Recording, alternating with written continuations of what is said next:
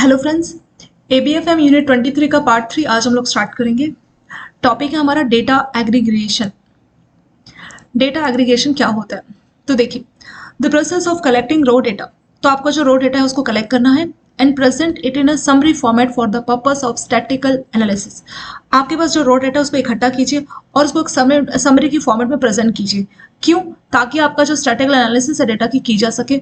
तो वही आपका डेटा एग्रीगेशन, मतलब डेटा को रॉ फॉर्म में इकट्ठा करना, उसको कलेक्ट करना और उसको समरी के फॉर्मेट में प्रेजेंट करना ताकि आप उसकी स्टैटिकल एनालिसिस कर सके डेटा की। तो वो है हमारा डेटा एग्रीगेशन।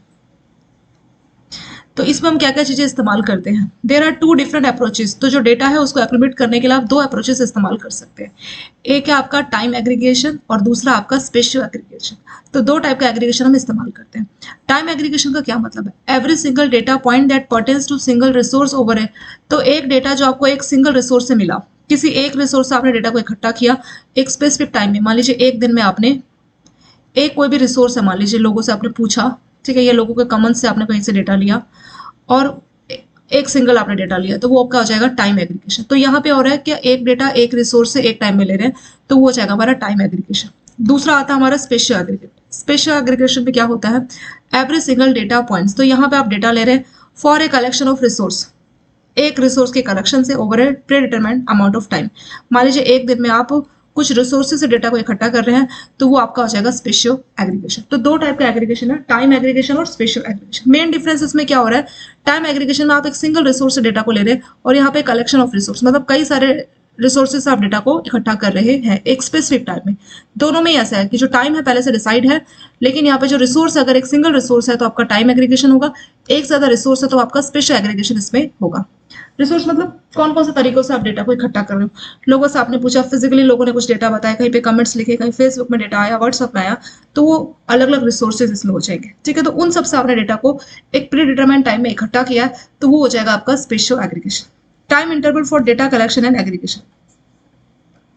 यहां पे बोला गया है कि देखिए, time interval for data collection and aggregation within the context of number of different time intervals data is compiled and shown in a view to report। तो यहाँ पे क्या हो रहा है कि अलग अलग टाइम इंटरवल पे जो है डेटा को लिया जा रहा है और उसको फिर कंपाइल किया जा रहा है। मतलब डिफरेंट टाइम इंटरवल में आप डेटा को क्या इकट्ठा कर रहे हैं, उसको कंपाइल कर रहे हैं और उसकी एक रिपोर्ट तैयार कर रहे हैं। ठीक है, तो अलग अलग टाइम इंटरवल में डेटा को लेना, उसको कंपाइल करना और उसकी रिपोर्ट तैयार करना, वो इसमें आ जाएगा। इसमें पहला है टाइम फ्रेम फॉर रिपोर्ट्स, दूसरा है ग्रैनुलरिटी और तीसरा है वोटिंग टाइम पीरियड। तो तीन चीजें इसमें आ जाएंगी। पहला होता है time frame for reports. Time frame for reports, तो इसमें बोला है this refers to time frame, ये उस टाइम फ्रेम को बोला जाएगा that encompasses the collection of data prior to dissemination. Dissemination का मतलब क्या होता है कि जब डेटा को आप प्रोसेस करते हैं ताकि वो इन्फॉर्मेशन में कन्वर्ट हो जाए। ठीक है, डेटा मतलब हमारे पास एक रॉ डेटा है जिसमें सारा कुछ है, बहुत चीजें हैं, उसमें से हम अपने काम की चीजें निकालनी है, उसको एक्सट्रैक्ट करना है, तो उसी को बोलते हैं डिसेमिनेशन। डिसेमिनेशन मीन्स डेटा को एक्सट्रैक्ट करके उसमें से काम के इन्फॉर्मेशन को निकालना। ठीक है, तो जब आप डेटा को इकट्ठा करके उसको इन्फॉर्मेशन में कन्वर्ट कर रहे होते हैं, ठीक है, उसको एक्सट्रैक्ट करके इन्फॉर्मेशन में कन्वर्ट कर रहे होते हैं, उससे पहले का जो टाइम पीरियड है, जितने टाइम पीरियड में आपने कलेक्शन किया डेटा का, तो उससे पहले का जो टाइम फ्रेम है उससे पहले का जो टाइम पीरियड है उसी को टाइम फ्रेम फॉर रिपोर्ट्स बोला जाता है। मतलब कितने टाइम फ्रेम के लिए आपने जो है चीजों को इकट्ठा किया है। ठीक है, तो वो आपका हो जाएगा टाइम फ्रेम फॉर रिपोर्ट्स। फिर यहाँ पे इन्होंने एक एग्जाम्पल भी दिया गया है।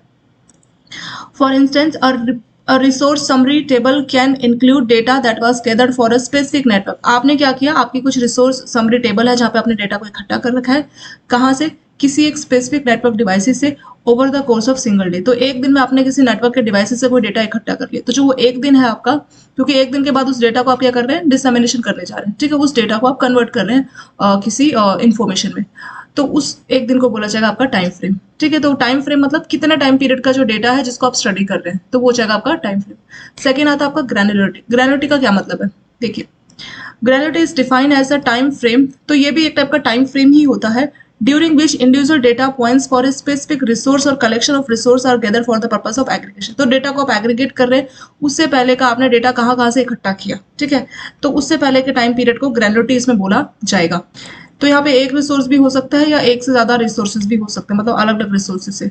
एग्जाम्पल के तौर पे देखेंगे, granularity would be 5 minutes if you, तो ये आपकी ग्रेनुलिटी 5 मिनट होगी if you get the average of data points for a particular resource that were gather. मान लीजिए किसी रिसोर्स से आपने 5 मिनट के लिए कंटिन्यूस डेटा को इकट्ठा किया, तो वो 5 मिनट आपका ग्रेनुलिटी हो जाएगा। तो अब इसमें डिफरेंस क्या है, टाइम फ्रेम और ग्रेनुलिटी सुनने में एक जैसा लग रहा है, इसमें डिफरेंस क्या है? देखिए डिफरेंस ये है कि जो ग्रेनुलिटी है इसमें क्या हो रहा है कि मान लीजिए आपने एक से ज्यादा रिसोर्सेज से डेटा को इकट्ठा किया, ठीक है। मान लीजिए आपने कुछ डेटा व्हाट्सएप से लिया, कुछ फेसबुक से लिया, कुछ आपने कमेंट्स देखे अपने प्रोडक्ट के, ऑनलाइन कमेंट्स लोगों के, वहां से लिया, ठीक है। तो यहाँ से आपने 5 मिनट का डेटा लिया, तो ये जो 5 मिनट का डेटा है ये आपका हो जाएगा ग्रेनुलिटी, ठीक है। लेकिन अगर हम अपने टाइम फ्रेम की बात करें, टाइम फ्रेम ऑफ रिपोर्ट में क्या होता है कि जब आप, ये सिर्फ आपके 5 मिनट का डेटा है, आप इसमें बाद में जाके फिर मान लीजिए आप 2-3 घंटे बाद गए, फिर आपने 5 मिनट का डेटा और इसमें से इकट्ठा किया, तो यहाँ पे क्या हो रहा है, एक तरह से जो है आपका जो टाइम फ्रेम है उसी का सबसेट आप मान सकते हैं। अगर टाइम फ्रेम बड़ा है तो उसी का सबसेट आपका ग्रेनुलिटी है, ठीक है। तो वो छोटे लेवल पे काम करता है, क्यों? क्योंकि टाइम फ्रेम के तुरंत बाद हम क्या करते हैं, जो डेटा है वो डिसमिनेशन के लिए चला जाता है, यानी डेटा की प्रोसेसिंग होगी और वो इन्फॉर्मेशन में कन्वर्ट उसको किया जाएगा, तो वो टाइम फ्रेम हो गया। ग्रेनुलिटी में क्या हो रहा है कि 5 मिनट व्हाट्सएप से डेटा लिया, 5 मिनट फेसबुक से लिया, या 1 घंटा मान लीजिए ऑनलाइन कमेंट से लिया, तो ये जो 5 मिनट है ये ग्रेनुलिटी है, 5 मिनट फेसबुक से ये ग्रेनुलिटी है, ऑनलाइन कमेंट से लिया 1 घंटा ये ग्रेनुलिटी। तो इस तरीके से ये काम कर रहा है, ठीक है। तो जितना आपने किसी स्पेसिफिक डेटा पॉइंट से आपने लिया है, ठीक है, किसी स्पेसिफिक जो आपका इंडिविजुअल डेटा पॉइंट है उसको ग्रेनुलिटी बोला गया। इंडिविजुअल मतलब जैसे व्हाट्सएप का 5 मिनट, फेसबुक का 5 मिनट, ऑनलाइन कमेंट्स का 1 घंटा, तो ये जो दिख रहा है 5 मिनट 5 मिनट 1 घंटा, ये क्या ग्रेनुलिटी है। लेकिन टाइम फ्रेम में आपका टोटल आ जाएगा कि जब भी आपका टोटल टाइम कितना लगा आपको इन्फॉर्मेशन को डिसमिनेशन करने से पहले, डेटा को डिसमिनेशन करने से पहले कितने टाइम के लिए आपने डेटा को इकट्ठा कर रहे हैं, कितने दिन का डेटा आप स्टडी कर रहे हैं, ठीक है। तो वो हो जाएगा आपका टाइम फ्रेम फॉर रिपोर्ट्स। इसको इस तरह से भी एग्जांपल से याद रख सकते हैं, जैसे कई बार क्या होता है कि दूध की मलाई जमती तो उसको लोग जमा करते ताकि सब लोग घी बना सके, ठीक है। तो जब आपके पास मान लीजिए एक बर्तन, एक टिफिन है जिसमें आपने बहुत ज्यादा मलाई जमा कर रखी है दूध की, ठीक है। अब आप उसको घी के लिए प्रोसेस करने जा रहे हो, तो आप देखोगे कि मैंने कितने दिन की मलाई जमा कर रखी है जिसको मैं घी में कन्वर्ट कर रही हूँ। तो मान लीजिए आपकी 10 दिन की मलाई है वो, तो 10 डेज आपका टाइम फ्रेम हो जाएगा, ठीक है। तो इस तरह से आप लोगों को याद रहेगा। टाइम फ्रेम मतलब जो आपको डेटा मिला है वो टोटल कितने दिन का डेटा है, ठीक है। जैसे यहाँ पे इन्होंने एग्जाम्पल दिया है कि आप एक डेटा को प्रोसेस करने जा रहे हैं डिसमिनेशन के लिए 1 दिन का डेटा, मतलब आपने 1 दिन डेटा उठाया, 1 दिन की मलाई उठाई और उसको आप अगले दिन ही घी बनाने लगे, तो 1 डे का आपका जो होगा वो होगा आपका टाइम फ्रेम। ग्रेनुलिटी मतलब किसी स्पेसिफिक डेटा पॉइंट से आपने कितने देर का डेटा लिया, ठीक है। यहाँ पे इन्होंने लिखा भी है, मान लीजिए व्हाट्सएप से आपने 5 मिनट तक का डेटा लिया, फेसबुक से 5 मिनट और ऑनलाइन कमेंट से 1 घंटा, तो ये 5 मिनट एक ग्रेनुलिटी हो गई, फेसबुक वाला 5 मिनट दूसरी ग्रेनुलिटी होगी, 1 घंटा जो आपने ऑनलाइन कमेंट्स देखा तीसरी ग्रेनुलिटी होगी, ठीक है। इस तरीके से ग्रेनुलिटी काम करती है। लास्ट आता है आपका voting time period. Voting time period क्या होता है, ये भी आपको जो हमने ऊपर देखा ना उसकी तरह, बस उसमें थोड़ा सा डिफरेंस है। तो length of time over which the frequency with which resource are sample for data is establish. Voting time का मतलब क्या आपकी फ्रीक्वेंसी है। फ्रीक्वेंसी का मतलब जैसे आप लोग क्या करते हैं, आरडी ओपन करते हैं ना, या एफडी ओपन करते हैं। मान लीजिए आप आरडी ओपन कर रहे हैं, आरडी की फ्रीक्वेंसी क्या है, मंथली है, कि मंथली आपने मान लीजिए 5,000 की आरडी ओपन की है, तो मंथली इसकी क्या है, फ्रीक्वेंसी। तो ये जो मंथली फ्रीक्वेंसी, इसको वोटिंग टाइम बोला जाता है। यानी हर मंथ आप क्या कर रहे हैं, आरडी कर रहे हैं, हर मंथ में आप पैसा देंगे, तो एक मंथ जो हुआ ना वो आपकी वोटिंग टाइम पीरियड हो गया, ठीक है। अब उसको डेटा के फॉर्म में समझते हैं। यहाँ पे डेफिनेशन क्या लिखी, देखिए यहाँ लिखा है the length of time over which the frequency with which resources are sample for data is establish as voting time period या पोलिंग टाइम।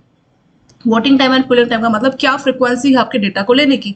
एग्जांपल से समझते हैं, अ सेट ऑफ रिसोर्स में सर्वेड वंस, तो आप क्या कर रहे हैं कि वंस इन एवरी 5 मिनट आप क्या चाहते हैं, जैसे ऑनलाइन कमेंट है तो 1 घंटे तक आप लगातार नहीं कमेंट पढ़ रहे, आप क्या करते हैं 5 मिनट जाके कुछ कमेंट्स पढ़ लेते हैं, कुछ डेटा इकट्ठा कर लिया, फिर 5 मिनट बाद गए फिर इकट्ठा कर लिया, फिर 5 मिनट, तो आप हर 5-5 मिनट में जाके डेटा को इकट्ठा कर रहे हैं, तो वो 5 मिनट आपका वोटिंग टाइम या पोलिंग टाइम इसमें हो जाएगा, ठीक है। इससे पहले वाले में क्या हो रहा था, इसमें कंटिन्यूस, जैसे अगर आप 5 मिनट तक डेटा ले रहे थे तो पूरे 5 मिनट का पूरा डेटा था, 5 मिनट तक कितना डेटा मिला वो पूरा था।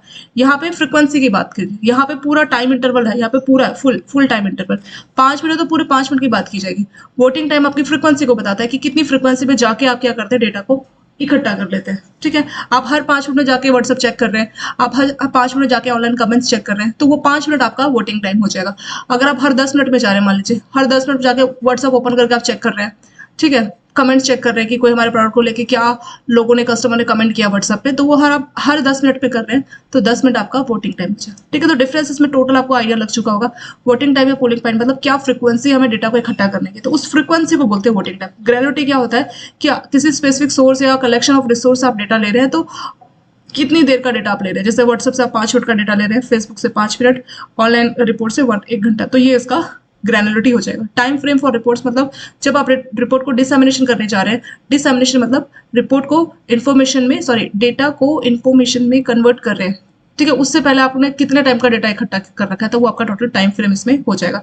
याद रखने के लिए मैंने आपको एग्जांपल बताया ना, घरों में दूध की जो मलाई जमती है उसको 8-10 दिन जमा किया जाता है, फिर उससे घी बनाई जाती है ना, तो वो उस तरह से आप याद रख सकते हैं। अब उस मलाई से अगर आप घी बना रहे हैं, मलाई को अगर आप ऐसे करते हैं तो थोड़ी देर में मक्खन बन जाता है, और फिर उससे आप अगर घी बना रहे हैं तो वो एक तरह से आप अपने डेटा को इन्फॉर्मेशन कन्वर्ट कर रहे हैं, इस तरह से आप याद रख सकते हैं। फिर यहाँ पे हमने क्या देखा था, time collection, time interval for data collection. तो टाइम इंटरवल की तो हमने यहाँ पे नीचे बात कर ली ना, एग्रीगेशन की और टाइम की, तो वो 3 तरह से था। ये थोड़ा इंपॉर्टेंट है, पूछ सकते हैं ये टाइम फ्रेम क्या होता है। और फिर इससे पहले हमने देखा था डेटा एग्रीगेशन। डेटा एग्रीगेशन का मतलब क्या होता है, the process of collecting raw data को इकट्ठा करना, present in A summary format for the purpose, और उसको समरी फॉर्मेट में प्रेजेंट करना ताकि उसकी स्टैटिकल एनालिसिस की जा सके। क्योंकि अगर आप पूरा रॉ डेटा दोगे उसकी स्टैटिकल एनालिसिस बहुत डिफिकल्ट हो जाएगी, उसको समरी की फॉर्मेट में लाइए और फिर उसकी स्टैटिकल एनालिसिस कीजिए, तो इसी को डेटा एग्रीगेशन बोलते हैं। 2 तरह से किया जाएगा, टाइम एग्रीगेशन और स्पेशियल एग्रीगेशन। टाइम में क्या होता है, every single data point that pertain to single resource, तो यहाँ पे क्या होगा, किसी एक स्पेसिफिक रिसोर्स का जो डेटा है उसको इकट्ठा किया जाएगा, वो है टाइम एग्रीगेशन। स्पेशल में क्या हो रहा है कि कलेक्शन ऑफ रिसोर्स, जैसे व्हाट्सएप से, फेसबुक से, ऑनलाइन कमेंट से, तो हर जगह से आपने डेटा को इकट्ठा किया, तो वो आपका हो जाएगा स्पेशल एग्रीगेशन। नेक्स्ट टॉपिक हमारा फोरकास्टिंग। फोरकास्टिंग का क्या मतलब है, the process of making predictions about what will occur in future by taking into account what has happened. तो पास्ट को देख के और जो प्रेजेंट में हो रहा है उसको देख के फ्यूचर को प्रेडिक्ट करना, वही हमारा फोरकास्टिंग होता है। ठीक है, तो उसमें वही लिखा है कि ये प्रोसेस जिसमें आप पास्ट में क्या हुआ, what is happening in the present, अभी क्या हो रहा है उसको ध्यान में रखे हुए, उसको करके उसको ध्यान में रख फ्यूचर की प्रेडिक्शंस करते हैं, तो वही होता है आपका फोरकास्टिंग। फोरकास्टिंग के लिए कौन कौन से मेथड को इस्तेमाल किया जाता है, फोरकास्टिंग के मेथड्स कौन से, तो जनरली अगर हम बात करें तो 2 अप्रोचेस इस्तेमाल की जाती है फोरकास्टिंग के लिए। पहला है क्वालिटेटिव और दूसरा है क्वांटिटेटिव। तो 2 अप्रोच को इस्तेमाल किया जाता है फोरकास्टिंग के लिए। ठीक है, क्वालिटेटिव में क्या होता है, क्वालिटेटिव अप्रोच में क्या होता है कि the qualitative approach of forecasting which is sceptre, तो इसको आप जजिंग मेथड भी बोल सकते हैं। क्वालिटेटिव मतलब जज कर लेना, जज के हिसाब से फोरकास्टिंग करना। It generate subjective finding because it is based on personal judgement, तो इसमें जो फाइंडिंग मिलती है वो सब्जेक्टिव मिलती है, मतलब पर्सन टू पर्सन जो फाइंडिंग है वो वेरी कर सकता है। क्यों, क्योंकि इसमें जो एक्सपर्ट्स होते हैं, जो फोरकास्टर्स होते हैं, तो वो जजमेंट करते हैं, पर्सनल जजमेंट, और उसके हिसाब से फोरकास्टिंग करते हैं। Because the process of creating forecast is not based on mathematics, तो जो नंबर्स है, नंबर्स कभी झूठ नहीं बोलते, जो नंबर्स लाई नहीं करते। तो कोई पर्सन है वो अपने हिसाब से अच्छा बुरा जजमेंट बोल सकता है, लेकिन कोई जो नंबर है वो कभी भी झूठ नहीं बोलेंगे। तो यहाँ पे कोई भी मैथमेटिक का नंबर कुछ भी इस्तेमाल नहीं किया जाता है, यहाँ पे लोगों की पर्सनल जजमेंट का इस्तेमाल किया जाता है फोरकास्टिंग की हेल्प, फोरकास्टिंग करने के लिए।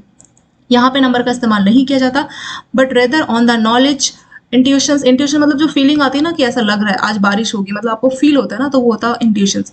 एक्सपीरियंस, तो जो एक्सपर्ट्स है उनका क्या एक्सपीरियंस है, उनका इंट्यूशंस क्या है, और उनका नॉलेज कितना है, तो उसके हिसाब से यहाँ पे फोरकास्टिंग की जाती है। तो जब लोगों को अपनी, जैसे आप कोई फोरकास्टिंग कर रहे हैं अपने एक्सपीरियंस के हिसाब से ऐसा होगा, बट कई बार क्या होता है कि जैसा आप एक्सपीरियंस के हिसाब से सोचते हैं, जैसा आपको फील होता है, इंट्यूशंस आती है, उससे भी आपके एरर होने के चांस रहते हैं। ठीक है, तो ये जो मेथड है क्वालिटेटिव, इसमें बहुत ज्यादा लाइकलीहुड है, मतलब बहुत चांस है that the forecast will contain error, तो इसमें काफी एरर है, तो यही इस वाले मेथड के साथ प्रॉब्लम इसमें आ जाती है। सेकेंड मेथड है क्वांटिटेटिव। क्वांटिटेटिव मतलब जहां पे नंबर्स की बात की जाती है। Quantitative technique of predicting is based on mathematical processes which give it the qualities of being consistent and objective. तो ये जो है, जो आपका क्वालिटेटिव था ना, वो आपका सब्जेक्टिव था। सब्जेक्टिव मतलब पर्सन टू पर्सन वैरी करेगा। क्वांटिटेटिव काफी ऑब्जेक्टिव है। ऑब्जेक्टिव मतलब जैसे आपके ऑब्जेक्टिव टाइप क्वेश्चंस होते हैं ना, तो उसमें अगर आपने सही टिक लगाया तो सब लोग वही लगाएंगे। तो क्वालिटेटिव काफी ऑब्जेक्टिव मेथड होता है। क्यों? क्योंकि इसमें मैथमेटिकल प्रोसेसेस को इस्तेमाल किया जाता है, नंबर्स उन सबका इस्तेमाल किया जाता है। इट अवॉइड, जैसे आपका ओपिनियन, इंट्यूशंस, उस सब का इसमें यूज नहीं किया जाता, बल्कि इसमें डेटा का, साइंटिस्ट, स्टैटिक्स का इस्तेमाल किया जाता है इंटरप्रिटेशन के लिए। ठीक है, तो यहाँ पे ऐसा नहीं कि हम ऐसा फील हो रहा है, हमारा ऐसा एक्सपीरियंस, हमारे से नॉलेज है, उसका यहाँ पे इस्तेमाल नहीं है, बल्कि मैथमेटिक के जो नंबर्स हैं, डिजिट्स हैं, वॉल्यूम ऑफ डेटा है, स्टैटिक है, उसका इस्तेमाल करके प्रेडिक्शंस की जाती। तो ये जो है ज्यादा बेटर है, इसमें एरर के चांस कम रहते हैं। फीचर्स ऑफ फोरकास्टिंग, इसके क्या क्या फीचर्स होते हैं? ठीक है, तो यहाँ पे कुछ फोरकास्टिंग की कैरेक्टरिस्टिक्स के बारे में बात की गई है। पहला, it involve future events because there are use to make predictions about future. Forecasting में क्या हो रहा है, फ्यूचर के आप प्रेडिक्शंस कर रहे हैं। Forecast are essential part of planning. तो जब भी आप प्लानिंग करते हैं तो उसमें फोरकास्टिंग आप करते हैं, ठीक है। तो फोरकास्टिंग का मतलब ये है कि फ्यूचर को लेके कुछ प्लान करना, तो इसमें फ्यूचर इवेंट्स आपके इन्वॉल्व रहते हैं। सेकेंड है, it cover recent and historic occurrence. तो इसमें क्या हो रहा है, ओपिनियंस आप बना रहे हैं, इंट्यूशन आपको फील हो रहा है, या जो आप एस्टिमेट कर रहे हैं, ठीक है। In addition to facts, numbers and other pertinent data are the foundation around which forecast are constructed. तो इसमें क्या होता है कि जैसे आपके पास कोई पुराना एस्टिमेट है, आपकी कोई नॉलेज है, आपका ओपिनियन है, कोई नंबर्स आप यूज कर रहे हैं, ठीक है, तो ये फाउंडेशन है जिसके हिसाब से आप फोरकास्टिंग करते हैं।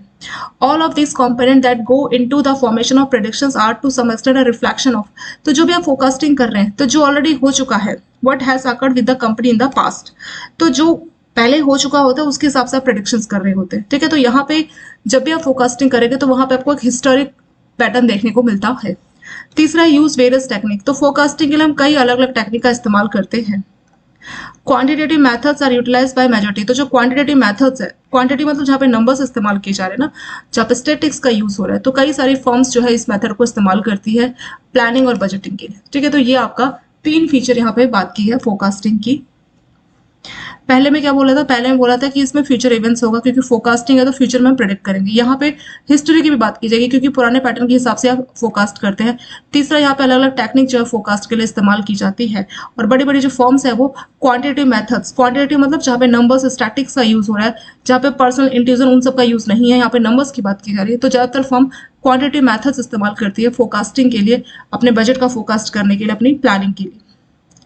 प्रोसेस ऑफ फोरकास्टिंग, क्या क्या प्रोसेस है फोरकास्टिंग के? फर्स्ट स्टेप है इसमें establishing A foundation for future projections. तो जो भी हम फ्यूचर में प्रोजेक्शंस करने जा रहे हैं उसके लिए हमें एक फाउंडेशन एस्टैब्लिश करना होता है। Developing the foundations for the study of company state and determining whether the company is now positions in the market is the first stage in process. This step also mark the beginning of process. तो foundation set करते हैं, ये आपके process का beginning होता है, ठीक है। तो फोरकास्टिंग का पहला स्टेप होता है हमें फाउंडेशन को सेटअप करना। फाउंडेशन को सेटअप करने के लिए हम क्या करते हैं, हम कंपनी का स्टेट जानने की कोशिश करते हैं, ठीक है, और कंपनी की क्या पोजीशन है मार्केट में, तो वो सब समझने की हम कोशिश करते हैं। सेकेंड है formulating projections for the company on going business activity. तो जो बिजनेस एक्टिविटी कर रही है कंपनी, तो उसके हम प्रोजेक्शंस करते हैं। The first part of forecasting process involve conducting and investigation. तो इसका जो फर्स्ट पार्ट है उसमें क्या करते हैं, इन्वेस्टिगेशन की जाती है। The second part of forecasting process involve estimating the future conditions of the industry in which company operate. तो पहले में इन्वेस्टिगेशन हो रहा है, सेकेंड स्टेप में क्या हो रहा है कि कंपनी की फ्यूचर कंडीशंस को समझने की कोशिश की जा रही है, ठीक है, और एनालिसिस की जा रही है how well the company will do and making projection based on those. Company कैसा कर रही है, ठीक है, तो उसके हिसाब से हम उसकी प्रोजेक्शंस करते हैं। तीसरा आता है making adjustment to the forecast. This entails going back through the many forecast that have been made in the past and contrasting them with the actual event. तो इसमें क्या करते हैं, इसमें स्टडी करते हैं कि पहले हमने क्या फोरकास्टिंग की।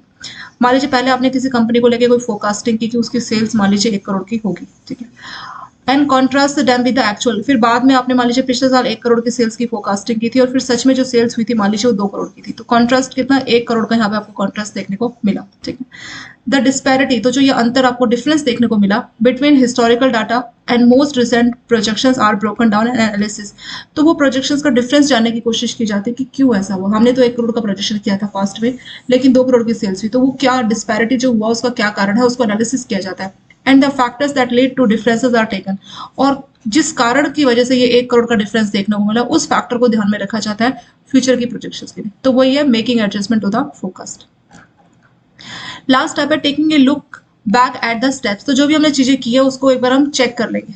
Eight each stage there is a check. Check point मतलब जो पुराने स्टेप है उसको एक बार कंफर्मेशन कर लेंगे कि जो हमने देखा है, जो हमने इन्वेस्टिगेशन की है, या जो भी हमने पुराने प्रोजेक्शन का डिफरेंसेस जानने की कोशिश की है, तो वो सब सही है नहीं है, एक चेक रहेगा। After which tweak and improvement are done. तो हर जगह पे अगर चेक रहेगा तो उससे क्या होता है कि इंप्रूवमेंट होती है। तो ये जो 4 स्टेप है, इन 4 स्टेप में आपकी फोरकास्टिंग की जाती है। नेक्स्ट टॉपिक हमारा डेटा विजुअलाइजेशन। डेटा विजुअलाइजेशन हम स्टार्ट कर रहे हैं और इससे पहले हमने देखा था फोरकास्टिंग क्या होती है, ठीक है। तो फोरकास्टिंग मतलब हम अपने प्रेजेंट को मतलब पास्ट को और प्रेजेंट को ध्यान में रख के फ्यूचर की प्रेडिक्शंस करते हैं। पास्ट में क्या हुआ, प्रेजेंट में क्या चल रहा है, उसके हिसाब से अगर हम फ्यूचर की प्रेडिक्शंस करेंगे, भविष्यवाणी करेंगे, वो हो जाएगा हमारा फोरकास्टिंग। फोरकास्टिंग के दो मेथड है, क्वालिटेटिव और क्वांटिटेटिव। क्वालिटेटिव में क्या होता है कि हमें जो आइडिया होता है ना, जजमेंट, जज के हिसाब से, हमारी पुरानी कोई नॉलेज है, पुराना जो एक्सपर्ट्स है, उसके हिसाब से हम लोग फोरकास्टिंग करते हैं। यहाँ पे कोई मैथमेटिकल मॉडल्स, कोई भी स्टैटिक का इस्तेमाल नहीं किया जाता है, इसीलिए इसमें एरर के काफी चांसेस रहते हैं। जो पर्सन है उसका क्या एक्सपीरियंस है, उसी के हिसाब से फोरकास्टिंग करता है। क्वांटिटेटिव में नंबर्स की बात होगी। यहाँ पे क्वांटिटेटिव यानी मैथमेटिक के प्रोसेसेस का इस्तेमाल किया जाएगा, ठीक है। मैथ्स की जो है काउंटिंग और जो है स्टैटिक्स का मॉडल का इस्तेमाल करके फोरकास्टिंग की जाती है, तो ये बेटर माना जाता है। बड़े बड़े बिजनेस इस वाले मेथड को ही इस्तेमाल करते हैं अपनी फोरकास्टिंग के लिए। फोरकास्टिंग के फीचर्स क्या क्या, फीचर्स की तो अभी हमने बात की थी। इसमें क्या होता है कि इसमें तीन कैरेक्टरिस्टिक्स की यहाँ पे बात की है। Involve future events, cover recent and historic occurrence, और तीसरा है use various technique of forecasting. Involve future events का मतलब फोरकास्टिंग में हम क्या कर रहे हैं, फ्यूचर की प्रेडिक्शंस कर रहे हैं, तो यहाँ पे फ्यूचर इवेंट्स इन्वॉल्व रहते हैं।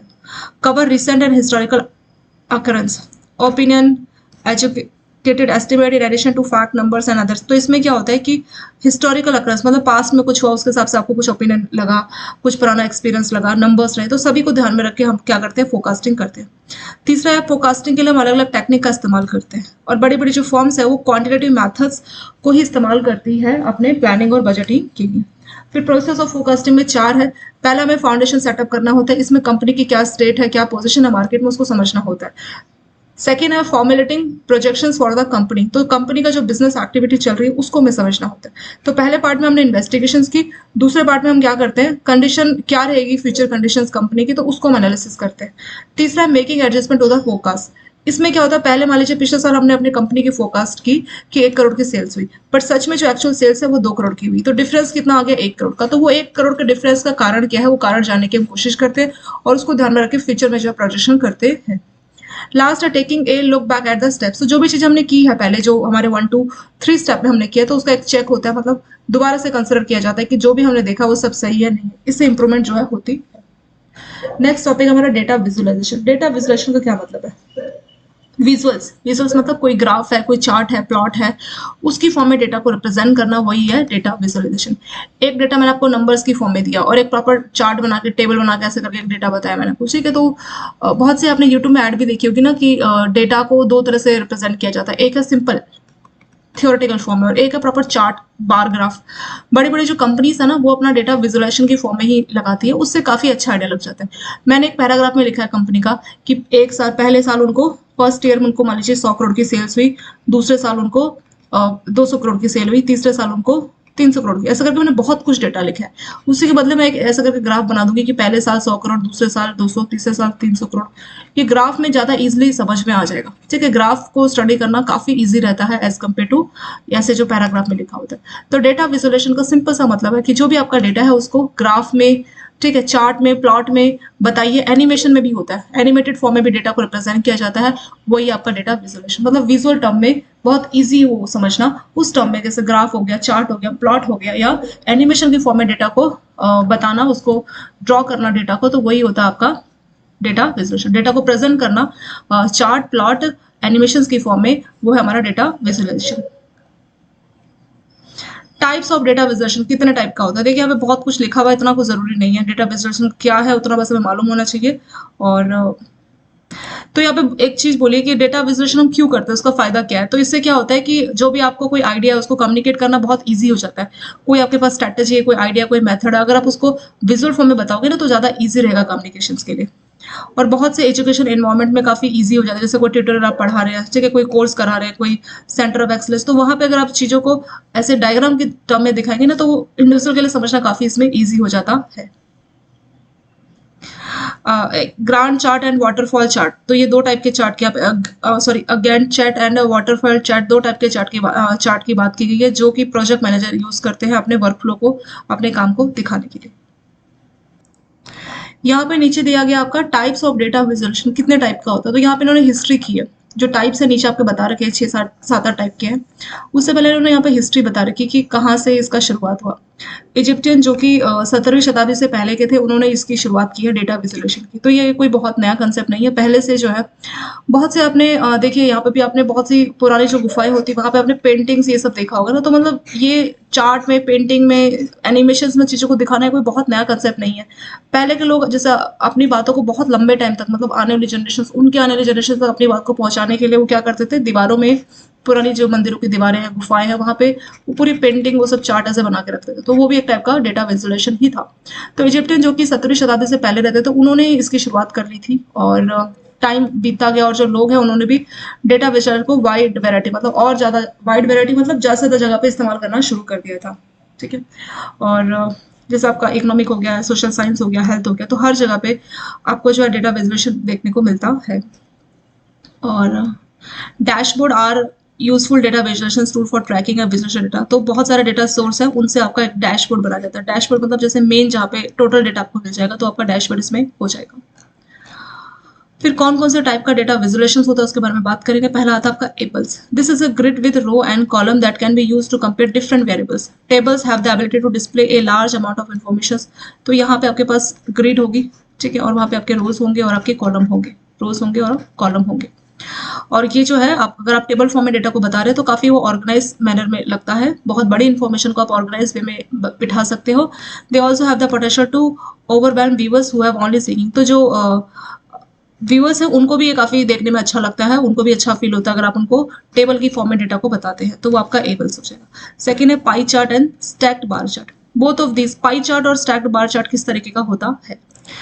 पाई चार्ट में क्या होता है, जैसे मान लीजिए आप लोग डीआई करते हैं ना, डेटा इंटरप्रिटेशन, वहां पे आपको मिलेगा। पाई चार्ट में क्या होगा, कोई जो डायग्राम है उसको ऐसे दिखाया जाता है। ठीक है।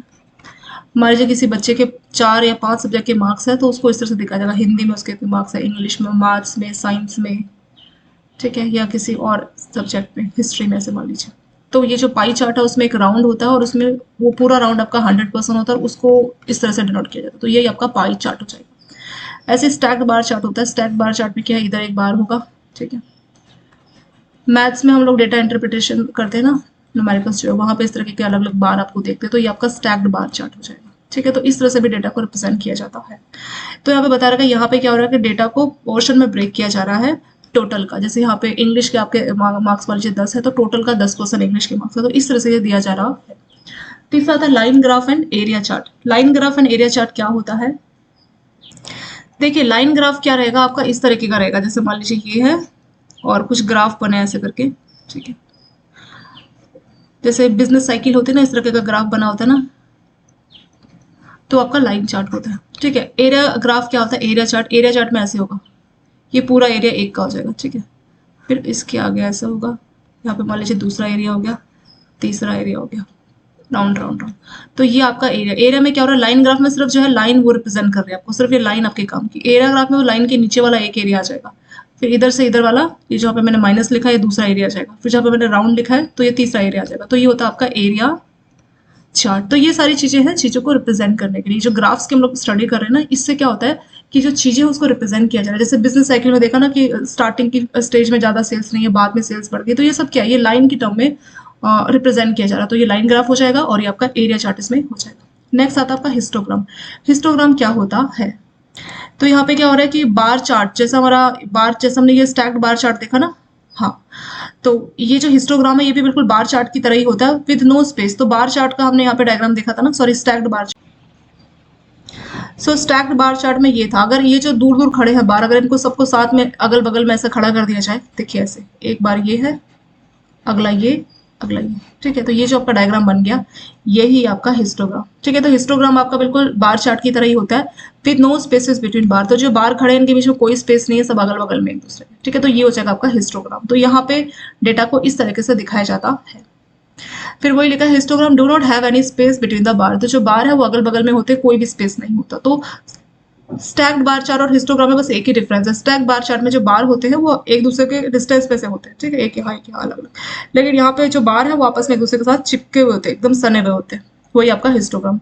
अगला आता है आपका स्कैटर्ड प्लॉट्स। स्कैटर्ड में क्या होता है, these graphs are helpful in revealing link between two variables। जैसे हमने देखा ना रिग्रेशन, तो वहां पे क्या होता है कि हमें एक डिपेंडेंट वेरिएबल की वैल्यू पता करनी होती है और इंडिपेंडेंट की वैल्यू दी होती है। तो जो दो वेरिएबल्स है उनके बीच में लिंक बताता है कौन, आपका scattered plots, and they are widely employed within the analysis. तो जो रिग्रेशन डेटा है वहां पे इसको काफी इस्तेमाल किया जाता है। स्कैटर्ड प्लॉट्स ऐसे होंगे जैसे ये है, तो बहुत सारा डेटा आपका इस तरह से रहेगा, इसमें से आपको अपना यूजफुल लिंक जो है फाइंड करना होगा। तो जो स्कैटर्ड प्लॉट है वो देखने में इस तरीके से लगता है।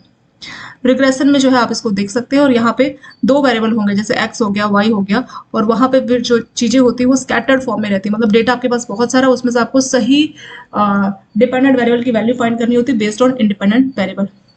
हाउएवर बबल चार्ट और use to display three variable. तो यहाँ पे दो ही है आपके, देखिए ये जो आपका स्कैटर्ड है, यहाँ पे आपका क्या है, एक्स और वाई एक्सिस दो चीजें यहाँ पे दी गई है। यहाँ पे एक बबल चार्ट की भी बात की है, उसमें क्या होता है कि देखिए आपका जो बबल चार्ट है उसमें क्या होता है, एक्स होता है, वाई एक्सिस होता है, और साथ में साइज ऑफ बबल, यानी इस तरह से बनेगा। ये तो आपका स्कैटर डायग्राम हो गया, इसमें एक्स और वाई है।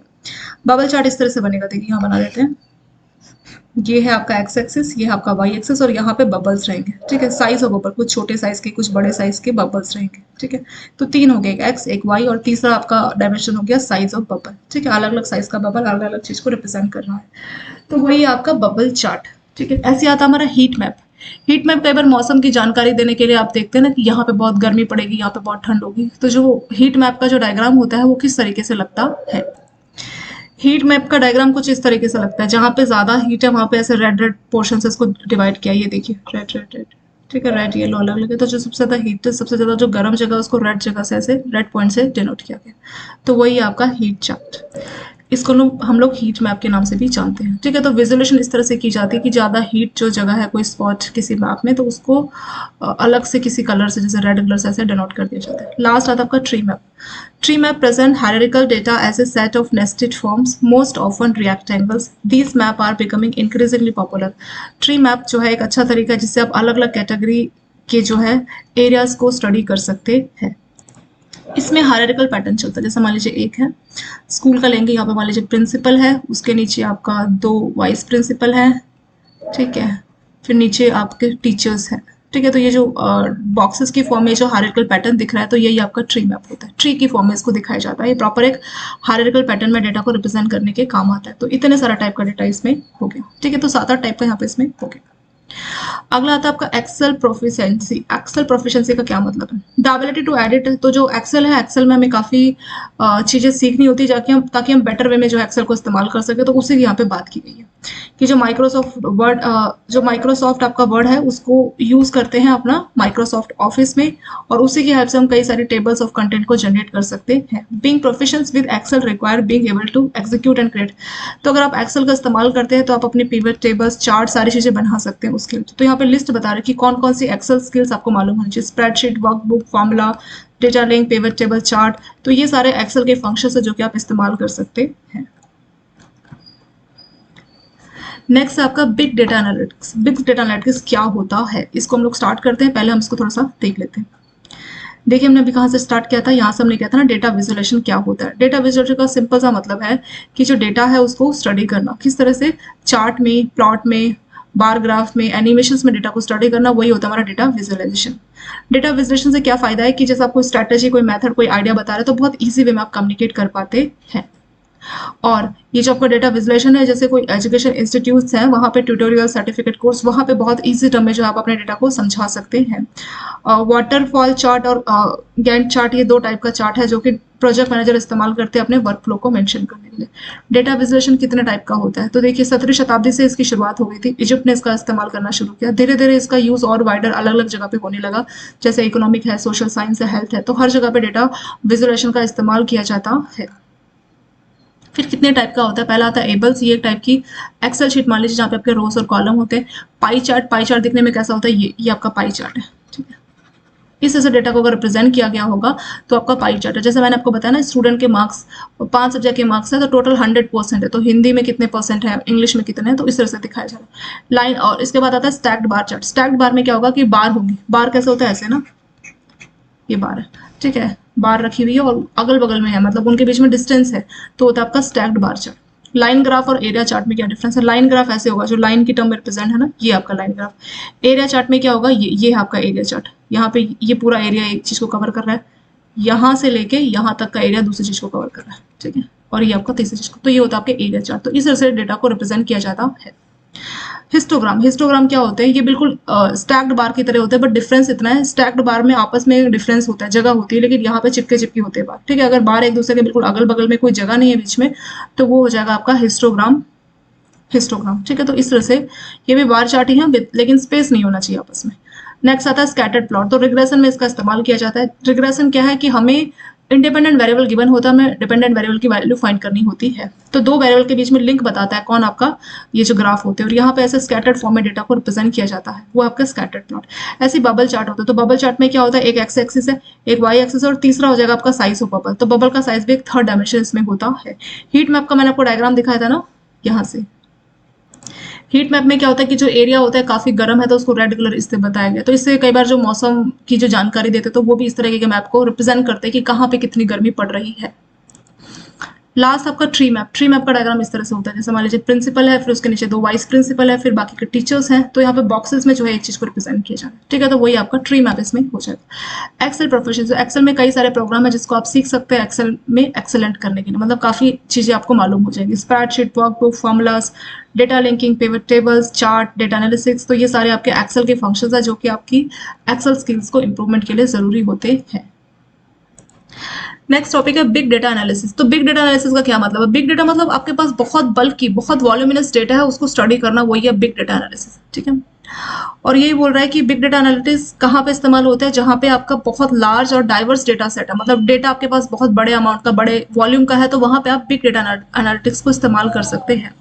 Big data is a term that refer to data set that are so large and complex that typically relationship database are unable to। तो जो आपके नॉर्मल डेटाबेस का रिलेशनशिप है वो आप स्टैब्लिश नहीं कर सकते, ठीक है, ना उसको मैनेज कर पा रहे हैं, ना प्रोसेस कर पा रहे हैं, तो वहां पे तो उस तरह के डेटा को आप बिग डेटा बोलोगे, मतलब जिसको आप आसानी से हैंडल नहीं कर पा रहे।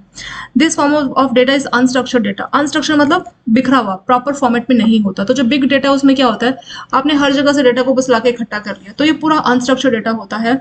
बिग डेटा की खास बात क्या है, it is characterised by high volume, high velocity और हाई डाइवर्सिटी। और मतलब वॉल्यूम भी बहुत ज्यादा है, वेलोसिटी भी ज्यादा है, डाइवर्सिटी भी बहुत ज्यादा, मतलब बहुत अलग अलग टाइप का आपको यहाँ पे डेटा देखने को मिलता है।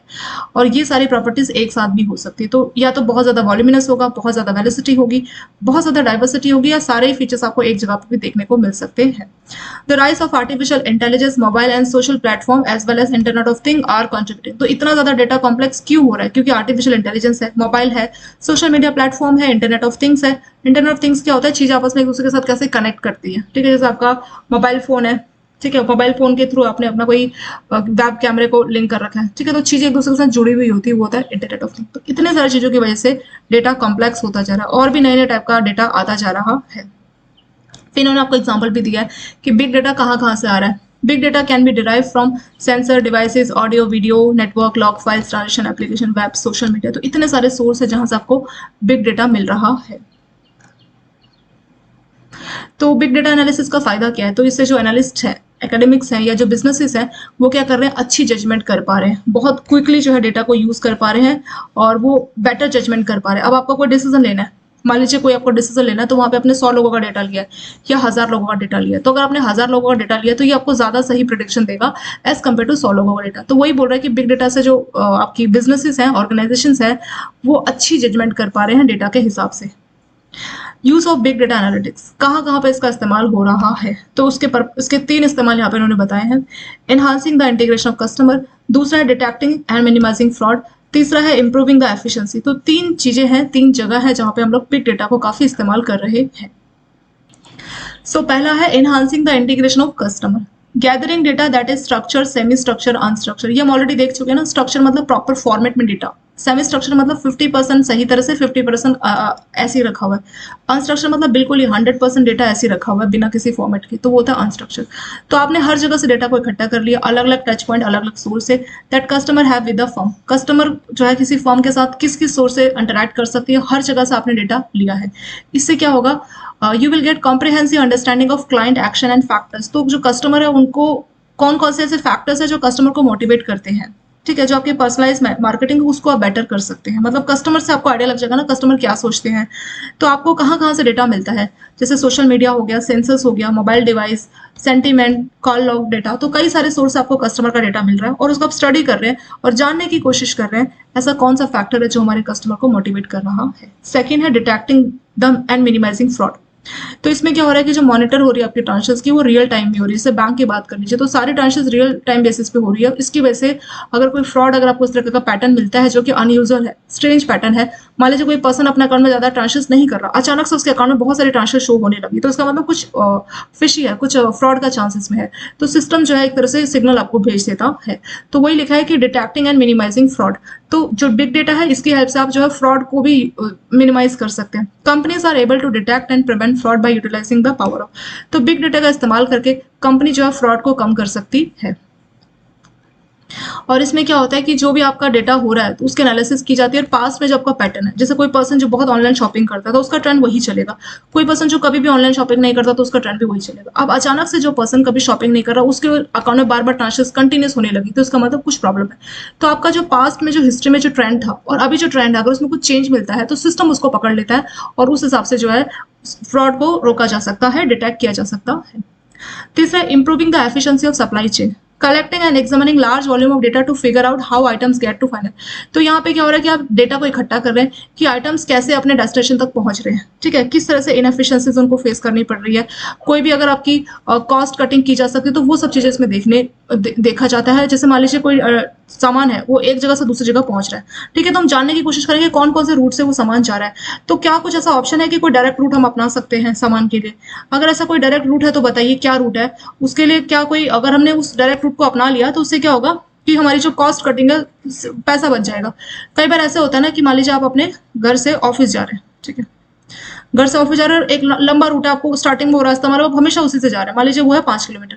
फिर अचानक से आपको पता लगता है कि एक शॉर्टकट रास्ता भी एग्जिस्ट करता है, ऐसा आपको पता लगा, तो अब आप क्या करेंगे, 5 के बदले आप 2 किलोमीटर से ही अपने ऑफिस पहुंच जाएंगे। तो पहले जो आपका पेट्रोल लग रहा था, मान लीजिए पर महीने का आपका पेट्रोल का 4,000 खर्चा था, तो वो 2,000 से भी कम हो जाएगा। तो इससे क्या है, आपने अपनी कॉस्ट कटिंग कर ली। तो सेम ऐसी कंपनी की बात हो रही है कि जब आप सामान पहुंचा रहे हैं इंडिया के इस कोने से उस कोने तक, अगर सामान पहुंचा रहे तो क्या कोई ऐसा ऑप्शन है कि सीधे ही सामान पहुंच जाए, क्योंकि जितना दूर सामान जाएगा उतना पेट्रोल का ये सारा खर्चा रहता है ना, तो उसकी वजह से उसकी कॉस्ट भी बढ़ जाती है। तो अगर आपको सीधे ऑटोमेटिक कोई डायरेक्ट रूट मिल जाएगा तो उससे आपकी कॉस्ट कटिंग हो पाएगी, टाइम भी बचेगा, आपका पैसा भी बचेगा। तो उसी चीज की यहाँ पे बात की गई है। तो यहाँ पे सेंसर्स, अलग अलग चीजें लगी होती है ताकि हम समझ सके वेयर हाउस से फाइनल डेस्टिनेशन तक डेटा किस तरीके से जा रहा है। वेयर हाउस मतलब जहां पे डेटा को स्टोर किया जाता है, फाइनल डेस्टिनेशन मतलब जो उसकी अल्टीमेट जगह है, तो उससे भी हमें काफी आइडिया लग जाता है। तो देखिए यूज कहाँ कहाँ पे होता है, तो 6 इंडस्ट्रीज है जहां पे बिग डेटा का इस्तेमाल किया जाता है। वो कौन कौन सी है? Manufacture, retail, health, oil and gas और आपकी टेलीकम्युनिकेशन, फाइनेंशियल सर्विस। तो ये 6 इंडस्ट्रीज की हम लोग बात करेंगे, बट इसमें नहीं, इसे नेक्स्ट वाले पार्ट 4 में इसके बारे में डिस्कस करेंगे, ठीक है। यहाँ पे हमने शुरुआत की थी बिग डेटा से। बिग डेटा क्या होता है? बहुत वॉल्यूमिनस, बहुत बल्की, बहुत हाई वेलोसिटी और हाई डाइवर्सिटी के डेटा को बिग डेटा बोला जाता है। इसका यूज क्या है? इसका यूज ये है कि जो कंपनीज है वो सही बेटर प्रेडिक्शंस कर पाती है अपने किसी भी चीज को, कभी स्ट्रैटेजी को लेकर, तो उनको अच्छा आइडिया से लग जाता है। डेटा कहाँ से आता है बिग डेटा में? डेटा ऑर्गेनाइज भी हो सकता है, अनऑर्गेनाइज और सेमी स्ट्रक्चर किसी भी फॉर्म में हो सकता है। Structure, semi structure, organise, unorganise किसी भी फॉर्म में हो सकता है। तो अलग अलग सोर्स से में डेटा मिलता है, जैसे आर्टिफिशियल इंटेलिजेंस, कस्टमर भी सीधे उनका कोई कहीं पर उन्होंने ऑनलाइन कमेंट किया, व्हाट्सएप, फेसबुक, तो एन नंबर ऑफ सोर्सेज है जहां से आप डेटा को इकट्ठा करते हैं। बिग डेटा से फायदा क्या है? जो कंपनीज, एकेडमिक्स हैं या जो एनालिस्ट है वो बेटर जजमेंट कर पाते हैं अगर उनके पास ज्यादा अमाउंट का डेटा रहता है। यूसेस कहाँ है बिग डेटा के? तो 3 यूसेस बताएं कि जो कस्टमर का इंटीग्रेशन उसको हम बढ़ा सकते हैं। जो भी डेटा आपके पास है, चाहे वो स्ट्रक्चर्ड है, सेमी स्ट्रक्चर या अनस्ट्रक्चर्ड है, जो आपने अलग अलग सोर्स से इकट्ठा किया है, ठीक है, तो उससे क्या होता है कि आप अपनी जो कस्टमर की पर्सनलाइज मार्केटिंग है उसको आप इंप्रूव कर सकते हैं, क्योंकि कस्टमर के आप प्रेफरेंस समझ जाते हैं ना कि ये चीज कस्टमर को मोटिवेट करती है, तो उस हिसाब से आप मार्केटिंग स्ट्रैटेजी बनाने लगते हैं। और कस्टमर्स का जो डेटा आपको मिला है, social media, sensor, sentiments, mobile device, कहीं से भी आपको कस्टमर का डेटा मिला है। सेंटीमेंट में जैसे नेगेटिव सेंटीमेंट, पॉजिटिव सेंटीमेंट, जैसे ऑनलाइन लोग नेगेटिव कमेंट करते हैं ना, तो नेगेटिव सेंटीमेंट हो जाएगा। कुछ प्रोडक्ट के बारे में अच्छा लिखा है तो पॉजिटिव सेंटीमेंट हो जाएगा, ठीक है। तो इस तरह से डेटा को इकट्ठा किया जाता है, उसको समझा जाता है और उसी हिसाब से मार्केटिंग की जाती है। तो इससे हमें पता लगता है कि कस्टमर को ये चीज मोटिवेट करती है और हम उसी हिसाब से मार्केटिंग कर रहे हैं। जैसे ये फ्लिपकार्ट में सेल आते हैं ना, बिग बिलियन डे, तो कंपनीज को मालूम है, फ्लिपकार्ट को या अमेजन को, कि जो सेल आती है तो लोग बहुत मोटिवेट होते हैं, सस्ते सस्ते में ज्यादा सामान लेते हैं। तो इससे क्या फ्लिपकार्ट की भी काफी सेल बढ़ जाती है, लोगों का भी फायदा हो जाता है, तो उस टर्म में बोले। सेकंड है डिटेक्टिंग एंड मिनिमाइजिंग फ्रॉड। तो बिग डेटा से क्या होता है कि आपकी जो ट्रांजेक्शन है उसको रियल टाइम बेसिस पे वो स्टडी करता है और कोई अनयूजुअल पैटर्न देखने को मिलता है तो पता लग जाता है। जैसे कोई पर्सन है जो कभी भी ऑनलाइन शॉपिंग नहीं करता, अचानक से उसके अकाउंट से मतलब कंटिन्यूस ऑनलाइन शॉपिंग होने लगी, तो उसका मतलब कोई फ्रॉड का चांस उसमें है। तीसरा, improving the efficiency of supply chain. तो बिग डेटा से हम स्टडी कर सकते हैं कि जो सामान वेयर हाउस से फाइनल डेस्टिनेशन में जा रहा है तो उसके बीच में क्या कोई अपॉर्चुनिटी है कि हम कॉस्ट को कट कर सकते हैं, क्या कहीं पे इनएफिशिएंसीज आ रहा है, उसको हाईलाइट हो जाता है और उसको हम दूर करने की कोशिश करते हैं, तो इससे हमारी एफिशिएंसी बढ़ जाती है सप्लाई चेन की। बिग डेटा को 6 इंडस्ट्रीज में इस्तेमाल करते हैं। ये थोड़ा सा इसमें टाइम लगेगा, इंडस्ट्रीज तो 6 हैं, सबके बारे में काफी इन्होंने देखिए डिटेल में दिया है यहाँ पे ना, मैन्युफैक्चर में भी काफी मतलब 3-4 पेज में इसको कवर किया है, तो इस वाले पार्ट में इसको नहीं कर पाएंगे। पार्ट 4 से इसको हम लोग स्टार्ट कर लेते हैं। ये वीडियो अगर आप लोगों को अच्छी लगी तो लाइक सब्सक्राइब शेयर जरूर करें। Thank you so much for watching this video.